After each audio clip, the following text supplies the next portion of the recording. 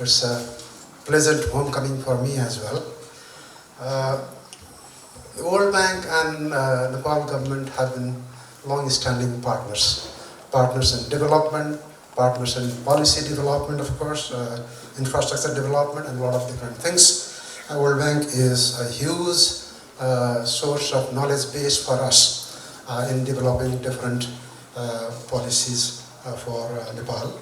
I would like to thank World Bank for the continued support to Nepal's development, and personally to David, who has been my not long-standing, almost more than 1 year now, year and a half, and we share a lot of things. We have in common a lot of things.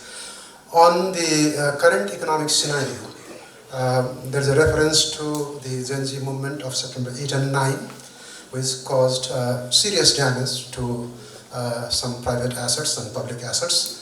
As you know, the total damage is in the tune of 200 billion. That does not include the loss of stock and loss of business. Put together, FNCI has one kind of estimate, and the government has another kind of estimate.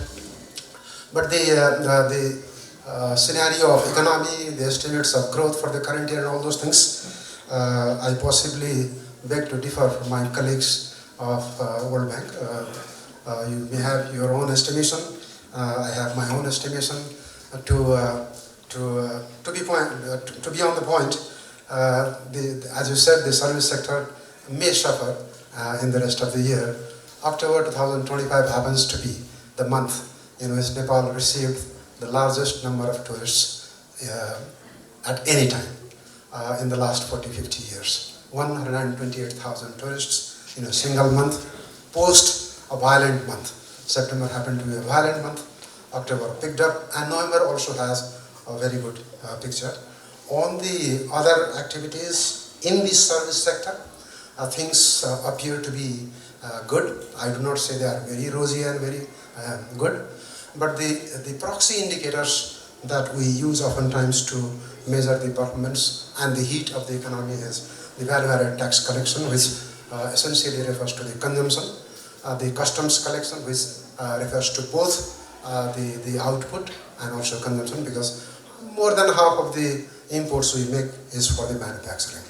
The customs revenue collection has gone up by more than 13% as of today. Value-added tax collection has gone up by more than 12% as of today. Excise collection is nearly 20% over and above the last year's number. So excise basically comes from manufacturing. So what do you see about the picture of manufacturing, of service? Is quite different from what my colleagues in the World Bank saw.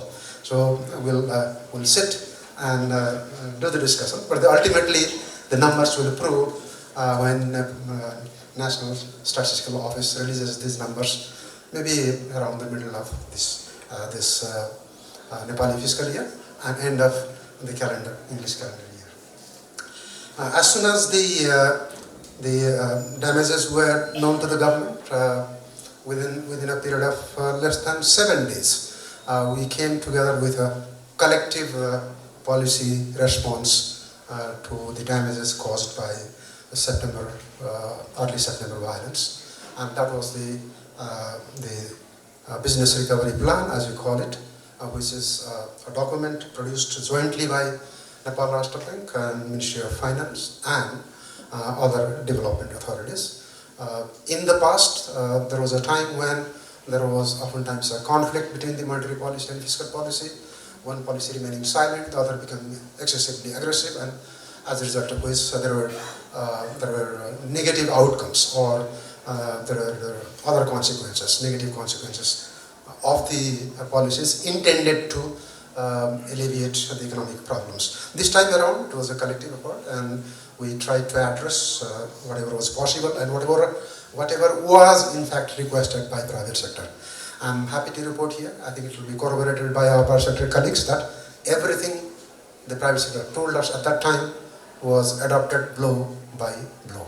We said that this is the moment government should be generous, this is the moment Nepal Rashtra Bank should be generous, and we addressed almost all of those.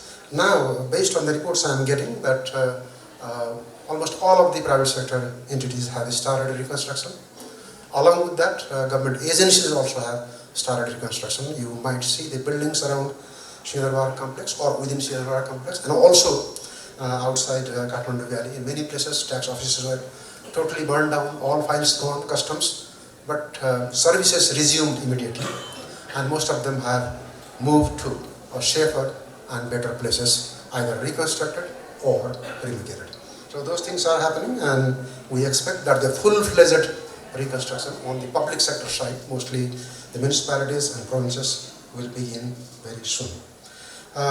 Just as the recommendation or the analysis made by the Nepal Development Update November 2025, the misallocation or misappropriation of government resources or low prioritizing, those things were also addressed immediately after the formation of this government within the first 5 days itself. The system, not me or not me in the Ministry of Finance, but the system of the Ministry of Finance identified projects which are not prepared. There was no groundwork at all, or projects which were in the book, but you could not locate where the location is. The system identified such projects, and in the spirit of allocating efficiency or making budget more responsive to the needs of the economy, nearly, if I state the numbers would be very high. I think 1,200 plus small projects with no value for money, absolutely nothing, no contribution to the GDP or employment or anything else, which could have been possibly misused to benefit the political party cadres, were dropped. They are currently on hold. We are examining still whether some of such projects were really the need of the people, whether such projects had the basic initial work complete, for example, the design, the estimate, and the possible completion period, because you cannot start a project which has a life of around 200 years. As my colleague just now presented, that even the national pride projects have a lifetime of 41 years to complete and give benefit to the people. So we would like to shorten that to maybe about 5 years or 6 years. So within the, if possible, within the medium-term expenditure framework. My distinguished colleague, Dr. Khanal, I also happen to be Khanal, and Dr. Tilly Khanal had given a report a long time ago. We are implementing that report to ensure that the resources government has is used properly, and many of the government offices also have been done away with.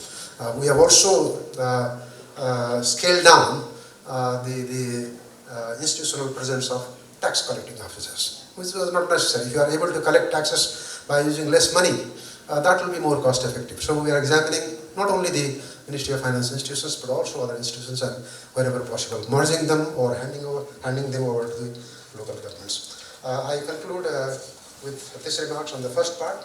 On the second part, the major findings, these were discussed with me for several weeks before I unexpectedly and to my surprise was inducted in the cabinet. Before my induction, I was deeply involved with this process of examining why the public investment management in Nepal is poor. All the issues identified were the ones that was discussed with me, and I was in line with the conclusion arrived at in those several meetings we had. Many mundane and obviously looking things have become a very important and very critical thing, like felling a tree for a very important national project, national pride project, taking over 2 years, 3 years, sometimes absolutely becoming impossible, and project totally stalled.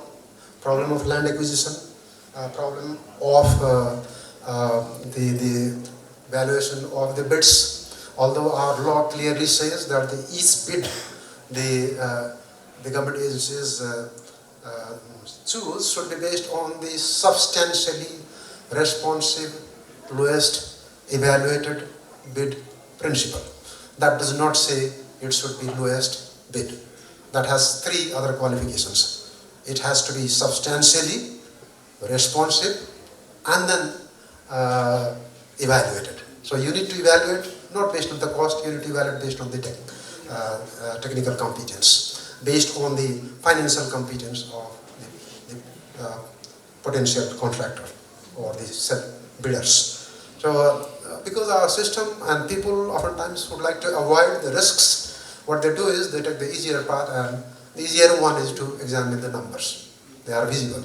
But examining the substantially responsiveness, going through all the documents presented by the bidders, verifying with relevant agencies. People don't even verify how much accruals they have, how many contracts they have already taken and not fully completed in time. So you do not do the proper homework and get trapped by lowest bid. So we have to fully require our agencies to fully comply with the spirit of and the wordings of the public procurement law. In addition to that, if in spite of doing all those things, if you suspect that the bid is very low and there is no possibility that within that given amount the contractor will be able to complete the project in time, the questions should be asked. And this is what the recommendation the Nepal Development Update is making. Very good. So we will definitely address them. Except for the growth scenario forecast, I fully support the conclusions given by this Nepal Development Update. I thank the Woolbrand team for producing this excellent report.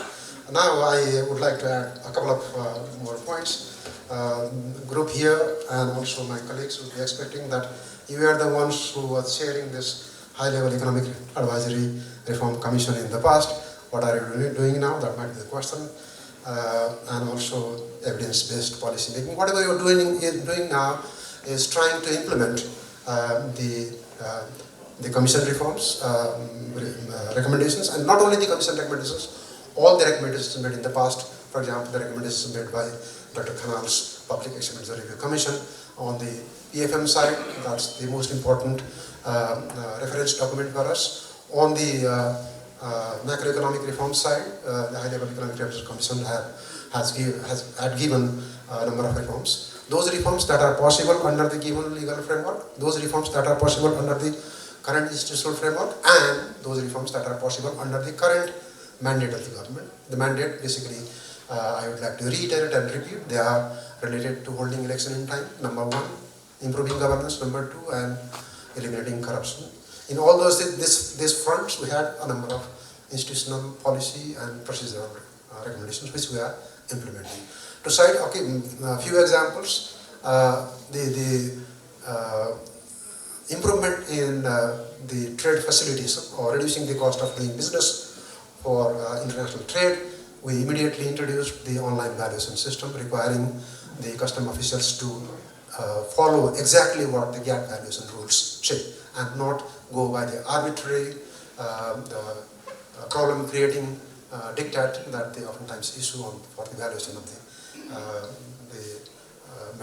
imported materials. So that is under implementation. We are reviewing the full audit system and saying that this has to be faceless in the future and creating less hassles and problems for the taxpayers. We are pushing the taxpayer services further out. The outreach has been increased to municipal level, which will happen within a year, but immediately 52 different municipalities and 77 districts will have taxpayer offices, so that will ease taxpayers at least to get the PAN certificate, to deposit taxes, and maybe get some kind of services from without any hassles.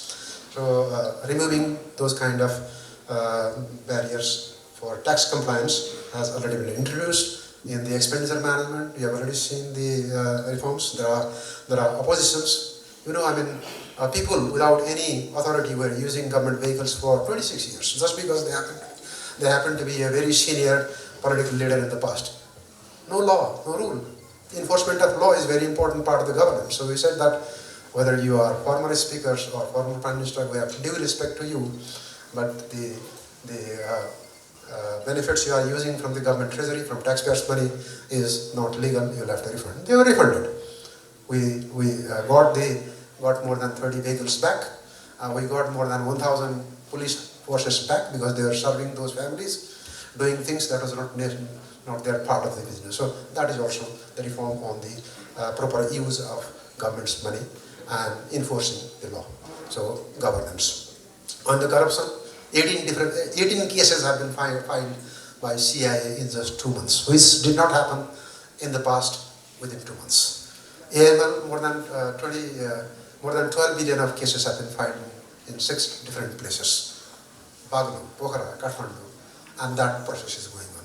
We are talking to business people that honest businesses will be promoted, full support from the government, but whosoever goes against the principles of good governance, because good governance does not mean this is the policy for the government only. Good governance means the policy for the corporate sector, private sector as well. Governance should be good everywhere. The government alone being good and the rest of the society, if it is bad, we cannot have a proper business environment, proper investment climate. So as to have proper investment climate, level playing field, opportunity for all, equal access, these are the fundamental principles which no private sector should also try to deviate from. So we are asking private sector as well to isolate bad elements, and they allow the government to take action as per the law. Nothing will be done over and above the law. So with this brief note on the reforms that the current government is implementing, as you know, we have a lot of things to do, so I am in a hurry to attend another meeting to be chaired by Prime Minister, so I beg excuse, and I would have wanted to talk to my students here, how things are now since I left. I left in 2022 only, this campus. I was an adjunct, what they call as an adjunct professor, not full professor. Put together, I spent about 19 years in Kusum. From the day Kusum was set up, I was the tutor for accounting and financial management. And when I closed, I took over from Achyut Wagle. He was teaching business environment, very complex topic. I taught business environment when I left in 2022. Thank you very much.